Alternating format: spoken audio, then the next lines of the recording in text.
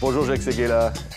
Vous êtes l'homme des coups de pub. Voici le livre donc publié chez Pygmalion, donc qui raconte un petit peu votre parcours incroyable. Vous, l'homme de la force tranquille, l'homme qui dit la publicité, ce sont des millions d'idées, mais c'est comme les spermatozoïdes, il n'y a qu'une idée qui passe. Oui. C'est ça que vous dites? Absolument. Et je pense d'ailleurs que la publicité, c'est d'abord de l'amour et de la passion. Le livre est titré Coups de pub, mais les coups de pub, ce sont des coups de cœur qui sont devenus des coups de foot, qui sont devenus des coups de pub. Et c'est finalement les trois coups du théâtre, du grand théâtre, de la publicité, de la communication. Mais vous dites la publicité, c'est un acte d'amour. Vous exagérez pas un peu, Jacques Séguéla, quand même? Je suis publicitaire, c'est mon métier d'exagérer, et j'en suis fier.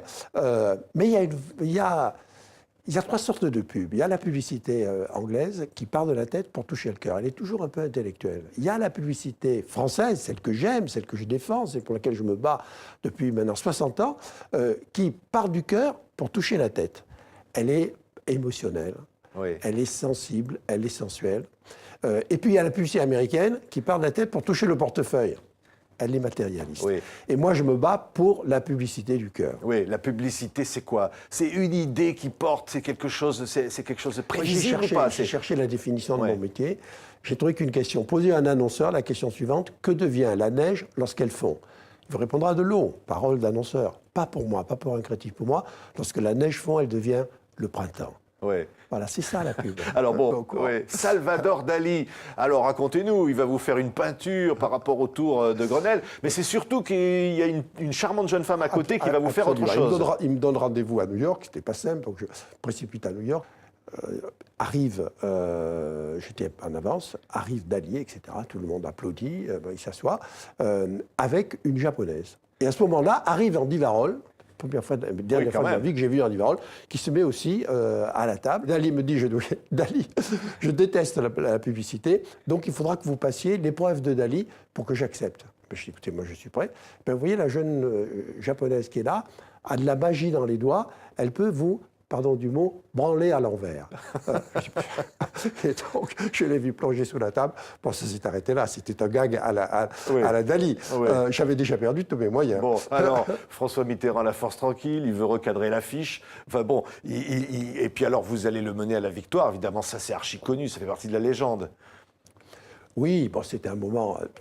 Tout le monde a dit que c'était moi qui m'avais fait élire François Mitterrand. Pas du tout. C'est lui qui m'a couronné petit roi de la publicité. C'est à lui que je dois. C'est à lui, c'est à Lazareff. C'est à Match, à Roger Théron, que je dois d'avoir finalement changé de vie, puisque je devais être pharmacien à Perpignan, dans la pharmacie du docteur Bobo, qui existe toujours. Et j'étais fiancé avec la fille du marchand de chaussures qui s'appelait Groll, qui n'est autre que Dany, la chanteuse. Ah oui. Et tout ça, voilà, m'a amené à la pub. C'est extraordinaire. Alors, évidemment, à Gainsbourg, vous lui faites faire ses premières pubs. Il déshabille Birkin pour la pub Boulit, hein, en la faisant tourbillonner. C'est extraordinaire, mais ça ne fait rien vendre.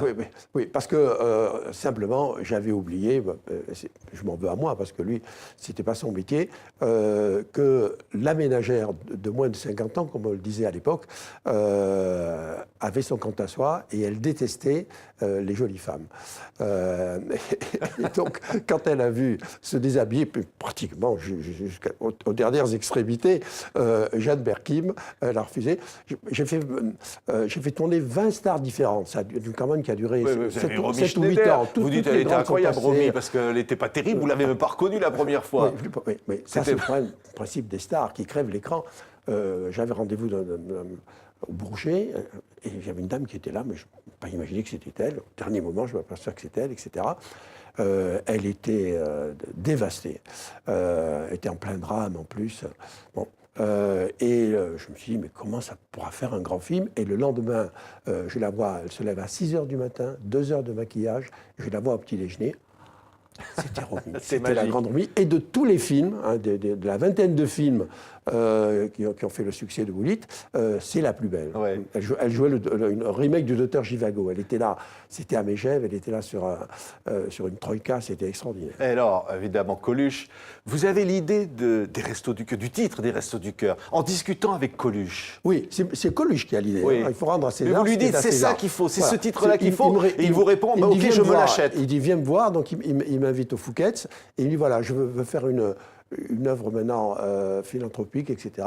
Je trouve que c'est scandaleux qu'en France, on puisse encore mourir de faim, mourir de froid. Je lance les Restos du Cœur, il faut que tu me trouves un nom. Je lui dis, non, les Restos du Cœur, qu'est-ce que je fasse mieux que ça de faire trouver? C'est ton nom. Oui. Ah bon, bon. Eh bien, alors, il faut que tu me fasses un logo. Et sur un papier, il me dessine une assiette comme ça, et puis une fourchette et un couteau. Je lui dis, mais stop, tu as fait le logo. Il y a un créatif qui a simplement remis ça un petit peu en place, et c'est devenu... Oui. Alors, vous faites l'histoire aussi au-delà. Vous allez faire rencontrer Carla et Sarkozy. Hein, c'est vous. C'est pas dans le livre. C'est pas dans le livre. Voilà. J'ai voulu éviter la politique. Il paraît même que vous êtes le méchant dans le prochain Astérix. Oui, je suis très fier de ça. C'est vrai? Oui, très fier de ça, parce que un créatif, c'est un grand gosse. Hein.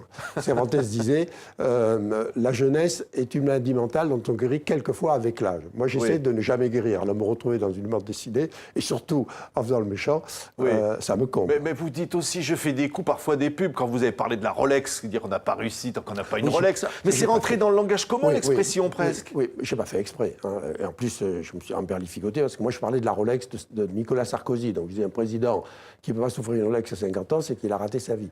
Bon. Mais comme, malgré moi, je parle en slogan, le slogan est resté, et c'est ce qui est resté dans les mémoires. Il y a 15 jours, un jeune très sympa qui m'accoste dans la rue et qui me dit, regarde, il s'était fait faire un tatouage d'une Rolex sur le poignet. Il m'a dit, avant 50 ans, je mettrai la vraie sur le tatouage. Mais vous avez dit aussi, même un SDF peut économiser 1 500 €. Quand même, vous exagérez, Jacques Séguéla. Non, alors oui, c'est de la provoque. Je n'aurais pas dû le dire. Non, mais chaque fois, je me gifle. Mais c'est pas ce que je voulais dire. Moi, je disais, il y a une injustice dans la vie, c'est la richesse. Parce qu'elle ne sourit pas à tout le monde. Alors, il faut pour compenser ça que tout le monde ait droit au rêve. Le rêve est un droit sacré. Et le journaliste me dit, mais même les clochards, il me dit, oui, même les clochards. Il me dit, comment voulez-vous qu'un clochard puisse économiser 1 500 € pour se faire une Rolex? Et là, j'aurais dû le remettre à l'as. Mais en tout cas, c'est pas pour la Rolex. La Rolex ne compte pas. C'est simplement dans la vie, il faut des rêves. Hein. La vieillesse commence lorsque les regrets l'emportent sur les rêves. C'est la dernière ligne de mon livre. Toute ma vie, je me suis battu pour faire rêver les gens. Je suis une machine à rêve face à l'industrie des médias qui est plus généralement une machine à drame, une machine à douleur, une machine à haine. Et je crois que la publicité française, dans le monde, peut apporter, parce que justement c'est celle qui fait le plus rêver, c'est celle qui a le plus d'émotion en elle, peut apporter parce qu'elle traduit notre culture immédiate, ce parfum de la France qui est justement le pays du rêve éternel. Merci beaucoup, Jacques Séguéla, pour ces coups de pub donc publiés chez Pygmalion. Merci d'avoir été notre invité. Au revoir.